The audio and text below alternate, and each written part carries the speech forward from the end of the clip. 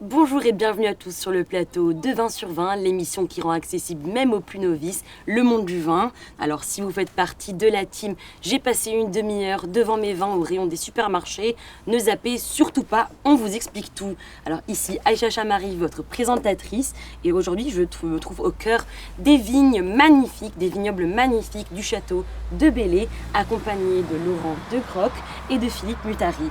Donc bonjour à vous. Et merci beaucoup d'être venu, merci de vous être déplacé Philippe.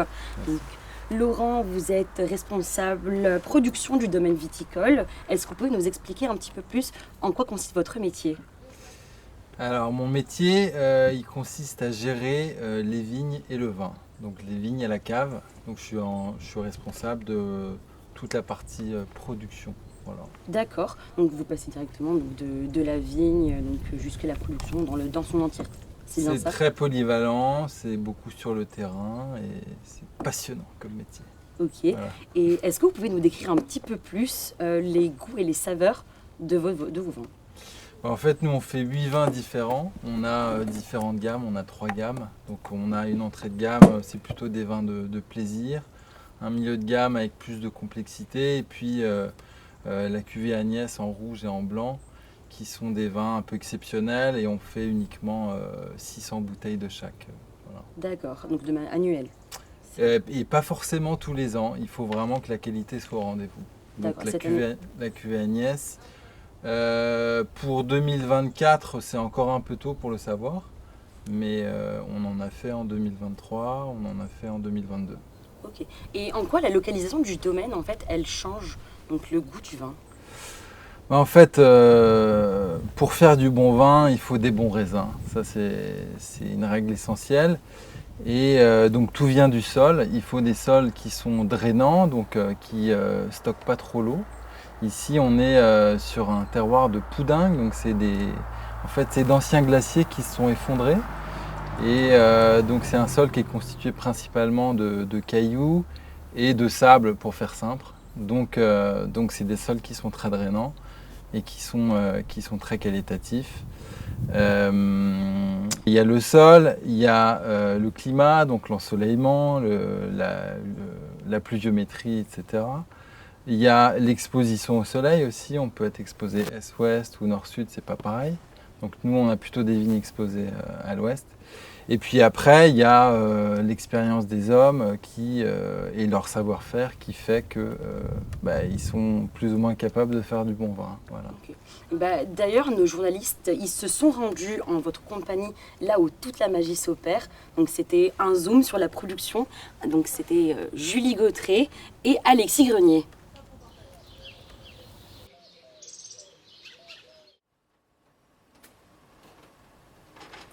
Au début de la chaîne, ça va être la sauterelle. On va verser les caisses dans la sauterelle pour soit alimenter le pressoir, ça c'est dans le cas des blancs et des rosés. Dans le cas des rouges, on va faire un tri avec cette machine qui s'appelle un érafloir. Ça vibre et ça va trier, en gros ça va éliminer toutes les rafles, tous les déchets. Donc on va ne conserver que les baies de raisin. Chez Abarrique, c'est un lieu d'élevage, donc il y a une partie de nos vins qui sont élevés en fût, à Abarrique. Les cuves en bois que vous voyez au fond là, ça c'est des foudres. Le bois en fait, ça permet d'avoir un échange de gaz entre l'extérieur et le vin. Donc en fait, ça crée une espèce de micro-oxygénation, comme des toutes petites filules d'oxygène qui vont venir patiner un peu le vin. On a des cuves de différents volumes qui nous servent à faire le vin, donc faire la fermentation alcoolique, tout ça. Et ça sert aussi de cuve de stockage. Par exemple, il y avait des vins qui étaient en fût il y a quelques semaines, qu'on a vidé des fûts pour les mettre en cuve. On va les mettre en bouteille en décembre. Là, je vais vous montrer une cuve. Notre dernière cuve de rouge qui reste, c'est cépage Paul Noir. Là, on voit les raisins qui sont remontés à la surface. Et donc pendant la fermentation, les levures consomment du sucre, dégagent du CO2 et crée de l'alcool.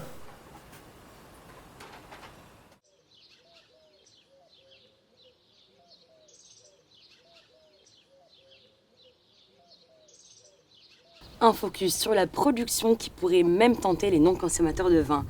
Alors Philippe Murati, en parlant de consommateurs, vous les côtoyez tous les jours dans votre restaurant de Gréolière. Mais comment vous faites pour choisir votre carte des vins? Je choisis ma carte des vins, c'est suivant ce que les personnes ont envie de goûter. Maintenant, ils veulent beaucoup de vins de proximité, moins, mais c'est suivant les plats aussi qu'on fait. D'accord. Et vous les choisissez par rapport à leur goût, si c'est du rouge, du blanc ou du rosé? Est-ce que c'est un goût ou une gamme que vous choisissez en particulier? Ou vous avez vraiment une ouverture au niveau de votre carte? Ah oui, je prends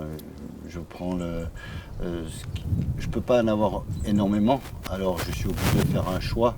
Et après, c'est une question de prix et c'est pour que ça aille dans toutes les bourses, quoi. D'accord. Et comment est-ce qu'on peut savoir quel vin va avec quel aliment? Avant, hein, on avait, il y avait le rouge qui allait avec la viande rouge, le blanc. Maintenant, c'est plus trop suivi. Les gens ne suivent plus trop la mode. C'est ça justement, parce que la dernière fois, par exemple, on regardait un reportage donc, à la télé qui nous disait que le vin rouge ne va plus avec le fromage. Oui, Est-ce que c'est vrai?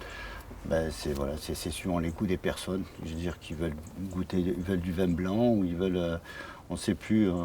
Alors, on suit ce qu'on nous demande, quoi. Ok. Et comment est-ce qu'on peut reconnaître un bon vin d'un mauvais vin?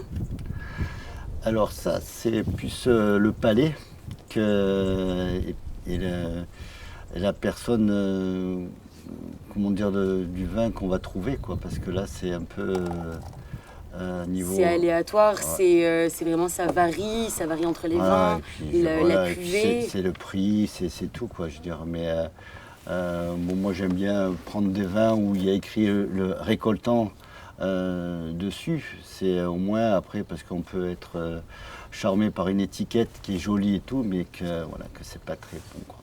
Ok. Et c'est quoi votre vin préféré? Mon vin préféré, je dirais. Vous en avez un? Oui, j'ai du vin corse. Et après, je bois pas trop de vin, mais voilà. D'accord. Écoutez, merci beaucoup pour vos réponses. Je vous propose maintenant de passer à la deuxième partie qui va être beaucoup moins sérieuse. Donc, c'est l'heure du jeu. Je vous explique un petit peu comment ça va se passer. Nous allons goûter donc trois différents vins de différentes gammes, donc un par un. Et ensuite, nous allons, donc sur la dernière phase, les classer du plus haut de gamme au plus bas. D'accord. Et on va délibérer ensemble plus tard. Voilà. C'est parti? Oui. On lance la première bouteille. Allons-y. Allons-y. Tenez. Merci. Ok.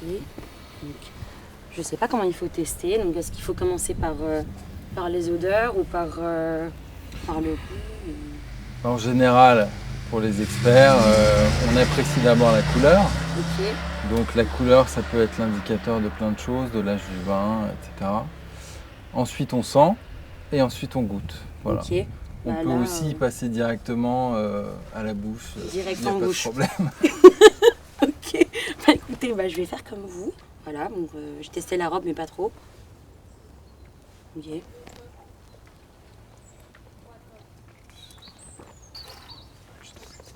Je sais pas goûter, moi.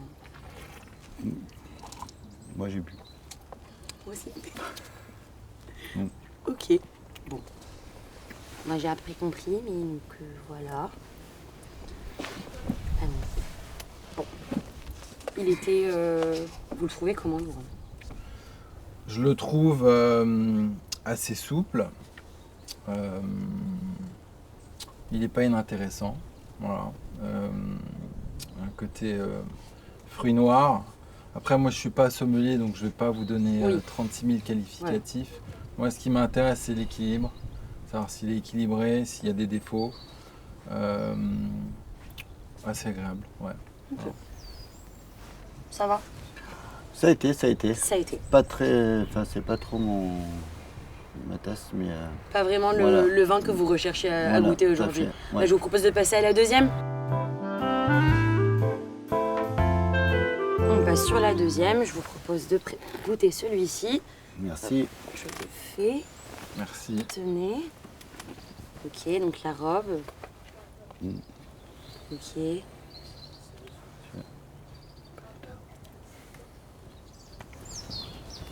vais pas mentir, celui-ci, ça va pas être trop mon truc. Je préférais l'autre. Ah oui. Il a moins d'odeur. J'ai l'impression qu'il est plus léger. Je sais pas si vous pensez qu'il est plus léger sur celui-ci. Il est moins expressif. Mm. Moi, je dirais moins intéressant. Mm. Il y a une l'impression acidité aussi. un peu qui ressort en fin de bouche. Voilà, c'est pas forcément grave, hein, mais si on doit comparer les vins, je pense que je préfère celui d'avant. Tout à fait. Pareil. pareil. Écoutez, celui-ci, j'ai l'impression qu'il est plus léger. C'est l'acidité en fait à la fin. Après, il est aussi plus froid. Et Ouais. ça joue aussi, quoi. Les arômes se révèlent mieux à une certaine température. Donc, Est-ce qu'il faut qu'il soit plus froid ou plus... ça dépend de la température extérieure, Ambiante, etc. ok. Ouais. D'accord. Mm. Bah écoutez, je sais pas trop. Je saurais pas vous dire il est de quelle gamme, ou de Pas quel du domaine. tout, Alors mais là, ouais. quel vin. Mm. Donc C'est pareil. Ouais, c'est un peu. je vais retenter. On sait jamais Ouais. sur le. Ce goût âpre derrière qui reste. Ouais. On sent que les tanins sont moins fondus, donc c'est... Ça veut Tiens. dire quoi un tanin? Tanin, ben, c'est une composante du vin. D'accord. Et c'est ce L'éthanol qui... l'éthanol, c'est l'alcool. Ok. Voilà. Et est-ce que tanin ça vient d'éthanol ou Non, pas du tout. Absolument pas. Ok. Tanin, c'est T-A-2-N-I-N. Ok. S. C'est du fût. Et éthanol, c'est E-T-H-A-N-O-L. Ok. Ça vient... les tanins, ils viennent du raisin. Et donc, les tanins, c'est ce qui donne la couleur, en fait. D'accord. Donc en général, un vin qui a une couleur assez prononcée, ça c'est un vin qui est quand même assez clair, on voit à travers le verre. Et bien c'est un vin plutôt tannique. Après, en fonction des vins, les vins plutôt qualitatifs, en fonction de leur âge, etc., ils vont avoir des tanins plus ou moins souples. Ok. Voilà. Ok. Quand il y a le tanin dans la bouteille, hein, c'est bon signe, pareil. Au fond de la bouteille, Oui. le dépôt, ça s'appelle souvent du tartre. Ah oui. Et c'est pas forcément bon signe. Ah oui. Ok, donc c'est pas bon signe. Donc là, si on peut faire un petit récap des deux verres qu'on vient d'essayer. 1, 2. Oui. Enfin, là, on fait un petit récap des deux derniers. Est-ce qu'il est meilleur? Est-ce qu'il est... Ah non, il a non. l'air de... Enfin, celui-là, non. Ouais. Ouais. D'accord. Bah écoutez, je vous propose de passer à la troisième. Ouais. Passons. Et voilà, notre petit dernier. On y va. Alors, Merci. celui-ci, déjà, au premier abord, il m'a l'air déjà plus foncé que l'autre. Merci. C'est vrai, hein, écoutez. Donc celui d'avant, je crois.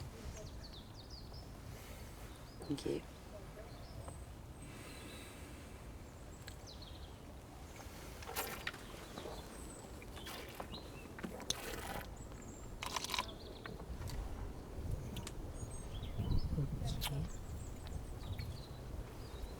Un avis?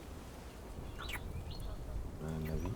Moi, je dirais que celui-là, ça devrait être le plus qualitatif, sauf erreur. C'est entre celui-là et le premier. Je le trouve très très bon. Enfin, le goût, il est hyper léger. Non, il est souple, il est très, très buvable à ce stade-là. Après, il y a des vins qu'il faut faire vieillir, Il faut etc. faire vieillir et les autres qu'il faut me boire Mais jeune. celui-là, il est bon à boire maintenant. Puis il reste Même, bien. ils sont bons. Il reste bien après. Il n'y a pas d'acidité, genre, il est très Ouais. smooth en fait. Enfin, quand on l'a en bouche. Tout à fait. Ok. Et celui-ci, vous l'assembleriez avec quoi? Est-ce que vous allez l'assembler avec un plat de gnocchi à la daube?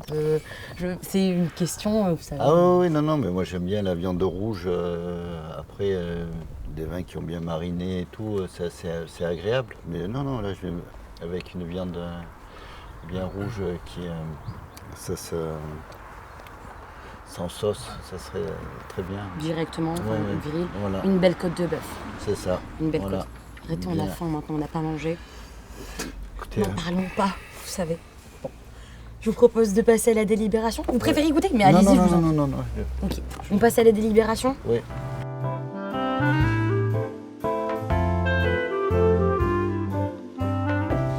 La délibération, allons-y. Je vous propose donc de les ressentir et de les classer un par un. On les fait passer, ressentir, observer pour voir la Merci. différence. Si vous voulez les goûter, allez-y. Donc il faut les classer. Oui, j'ai Voilà. compris, oui.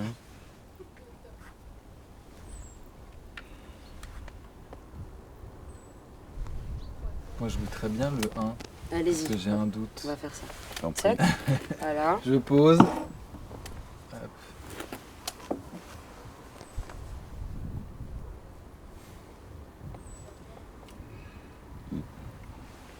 Vous laissez celui-ci?